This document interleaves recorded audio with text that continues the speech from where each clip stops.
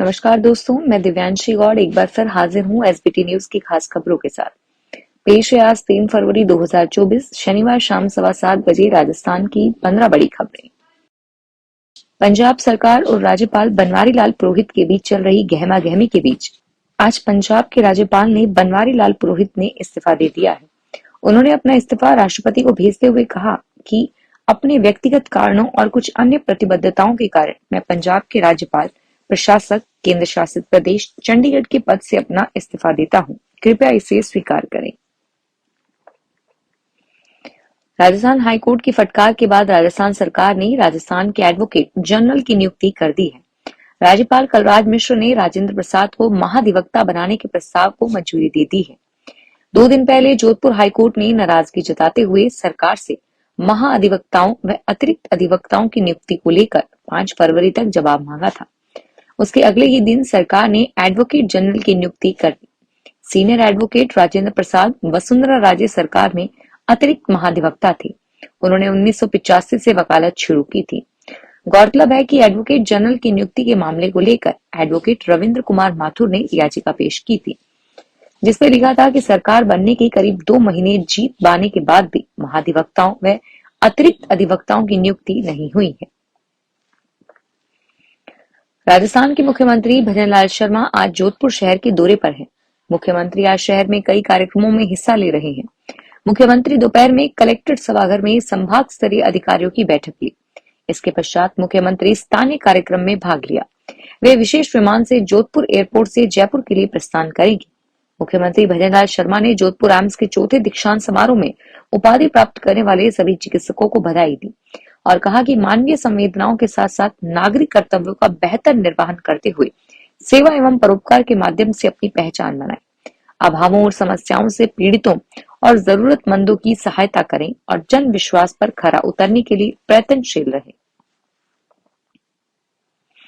Supreme court ने राजस्थान सरकार, मध्य प्रदेश सरकार और केंद्र सरकार के मध्य संशोधित पार्वती कालीसिंध चंबल लिंक परियोजना के लिए एमओयू पर मोहर लगा दी है। उच्चतम न्यायालय ने मध्य प्रदेश द्वारा ईआरसीपी के संबंध में याचिका दायर कर इस आधार पर निस्तारित कर दी कि संशोधित पार्वती कालीसिंध चंबल लिंक परियोजना पर द्विपक्षीय एमओयू पर हस्ताक्षर हो चुके हैं। उच्चतम न्यायालय में प्रकरण निस्तारण हो जाने के उपरांत अब संशोधित पार्वती कालीसिंध चंबल लिंक परियोजनाओं के लिए एमओयू को लागू किए जाने का मार्ग प्रशस्त हुआ है। राजस्थान में वेस्टर्न डिस्टर्बेंस के सक्रिय होने के साथ ही पश्चिमी जिलों में बारिश शुरू हो गई है।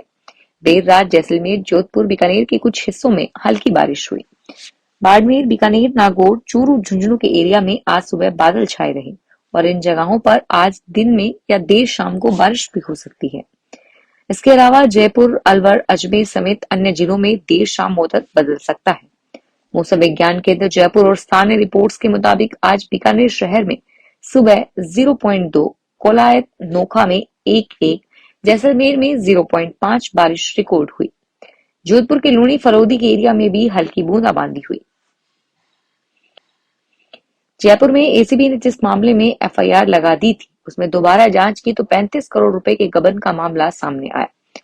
आगरा रोड पर अपोलो वेटनरी कॉलेज में हुई इस धांधली का खुलासा एसीबी ने कोर्ट में पेश कर रिपोर्ट में मांगा है। एसीबी ने माना है कि नियमों को दरकिनार कर कॉलेज में ट्रस्टी बने दूल्हेराम मीना, उसके 2 बेटों व अन्य के नाम 35 करोड़ रुपए कॉलेज के खाते से ट्रांसफर किए गए।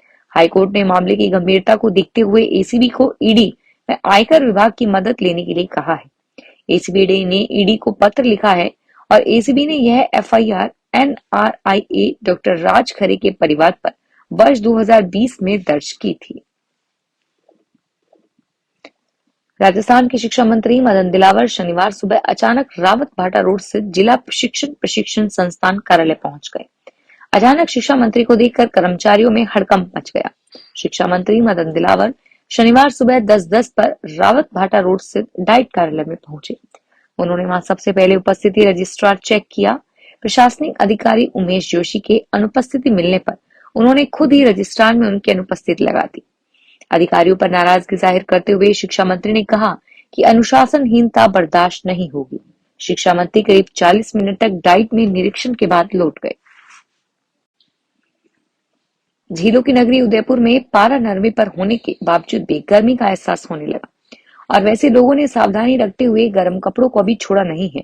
माघ महीने के 8 दिन बीतने के बाद भी मौसम अलग ही मिजाज में है। शहर में आज न्यूनतम तापमान 11.6 डिग्री तो अधिकतम 26 डिग्री दर्ज हुआ। सुबह शाम मामूली ठंड होने और मौसम परिवर्तन को देखते हुए शहर वासियों ने अभी भी सर्दी से बचने को लेकर गर्म कपड़े चुभने के बाद भी छोड़े नहीं हैं। हजारों दौड़ते कदमों के साथ रविवार की सुबह गुलाबी नगरी में 2 वर्ल्ड रिकॉर्ड बनेंगे। जेएलएन मार्ग पर हाथ में झाड़ियां और भगवा कलर की टी-शर्ट पहनकर यह रनर्स वर्ल्ड रिकॉर्ड के लिए दौड़ लगाएंगे। 15वीं एयू जयपुर मैराथन में 100 से ज्यादा संस्थाएं, 200 से अधिक स्कूल कॉलेज, 100 से अधिक दृष्टिबाधित, 100 से अधिक ब्यूरोक्रेट्स, 300 से अधिक वॉलंटियर्स दौड़ लगाएंगे। मैराथन में 18 देशों के रनर्स हिस्सा लेंगे। मैराथन के लिए एंट्री न्यू गेट के सामने रामनिवास बाग से होगी। सीएम भजनलाल शर्मा और भजन सम्राट अनूप जलोटा मैराथन का फ्लैग ऑफ करेंगे। राजस्थान रोडवेज में जल्द ही नई बसों की खेप आएगी। इनमें से कुछ बसें अनुबंध पर तो कुछ खरीद कर लाई जाएंगी। रोडवेज प्रशासन ने अपने बेड़े में नई बसें शामिल करने के लिए प्रक्रिया को तेज कर दिया है। राजस्थान रोडवेज में लंबे समय से नई बसें नहीं खरीदी जा सकी हैं और पिछले 8 माह से अनुबंध पर भी बसें नहीं लाई जा सकी हैं। लेकिन अब रोडवेज प्रशासन ने नई बसें लेने के लिए कवायद तेज कर दी है। दरअसल दिल्ली में केवल BS6 बसों के संचालन की अनुमति का नया आदेश आने के बाद रोडवेज प्रशासन के सामने दिक्कत ज्यादा हो रही है। इससे पहले 400 बसें अनुबंध पर मई 2023 में ली गई थी। इसके बाद रोडवेज प्रशासन 590 बसें खरीदने की कवायद कर रहा है। रेल मंत्री अश्विनी कुमार ने टोंक रेल लाइन के लिए 100 करोड़ 1 लाख रुपए की घोषणा की है। बजट पढ़ते ही वक्त वित्त मंत्री निर्मला सीतारमण ने टोंक रेल लाइन का जिक्र नहीं किया था। रेल मंत्री अश्विनी कुमार ने बताया कि बजट में अजमेर मंडल को 3 सेक्शन में नई रेल लाइन बिछाने के लिए अजमेर सवाई माधोपुर वाया टोंक के लिए नसीराबाद सवाई माधोपुर के बीच 165 किलोमीटर नई रेल लाइन बिछाने के लिए 100 करोड़ 1 लाख रुपए का बजट मिला है। वर्तमान में अजमेर से कोटा के लिए वाया चित्तौड़गढ़ होकर ट्रेन संचालित होती है और इससे यात्रियों को करीब 6 घंटे का समय लगता है और अब समय की बचत होगी। नसीराबाद सवाई माधोपुर के बीच नई रेल लाइन डालने से अजमेर सीधे टोंक से जुड़ जाएगा। शिक्षा नगरी कोटा में स्टूडेंट्स को सफलता के सक्सेस मंत्र दिए जा रहे हैं। जिला कलेक्टर डॉक्टर रविंद्र गोस्वामी खुद छात्रों के साथ डिनर कर रहे हैं और उन्हें सक्सेस मंत्र दे रहे हैं। जिला कलेक्टर रविंद्र गोस्वामी छात्रों को मोटिवेट करते हुए कहा कि कैसे वह भी कोटा में कोचिंग करने आए थे लेकिन वापस चले गए और आज कलेक्टर बनकर देश की सेवा कर रहे हैं।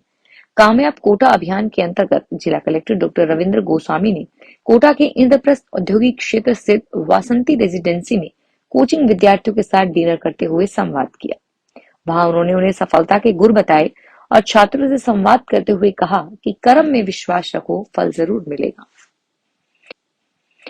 विश्व में सबसे बड़े ओम आकार का ओम आश्रम पाली जिले के जाडन के पास स्थित है। इसका लोकार्पण कार्यक्रम 19 फरवरी को होगा। 10 से 18 फरवरी तक शिव पुराण कथा का आयोजन होगा। ओम आकार में बने शिव मंदिर की प्राण प्रतिष्ठा में यूपी के सीएम योगी आदित्यनाथ, एमपी के सीएम मोहनलाल यादव, राजस्थान के सीएम भजनलाल शर्मा, उप मुख्यमंत्री दिया कुमारी सहित कई अतिथि पहुंचेंगे। अतिथियों के लिए यहाँ करीब 1000 कॉटेज भी बनाए जा रहे हैं। धौलपुर और दीग जिले का जाट समाज 17 फरवरी से जयचोली में महापड़ाव डाले हुए है। इस बीच शनिवार को पूर्व मंत्री विश्वेंद्र सिंह ने शहर के एक मैरिज गार्डन में बैठक आयोजित की।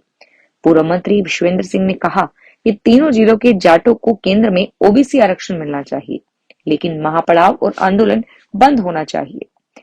विश्वेंद्र सिंह ने सरल समाज की बैठक को संबोधित करते हुए कहा कि आज ही मेरी उप मुख्यमंत्री दिया कुमारी से बात हुई है। उन्होंने कहा कि वार्ता के लिए कमेटी बना लीजिए, हम केंद्र सरकार को पत्र लिख देंगे, लेकिन आरक्षण देना हमारे हाथ में नहीं है, केंद्र के हाथ में है।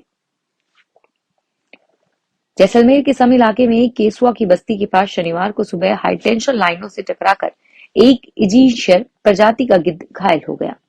घायल गिद्ध को वन्यजीव प्रेमियों ने देखा और वन विभाग को इसकी जानकारी दी। बताया जा रहा है कि तारों की चपेट में आने से उसके एक पंख में चोट आई है, जिसकी वजह से वो उड़ नहीं पा रहा और अब वन विभाग की टीम घायल गिद्ध के बच्चे का इलाज करवाएगी।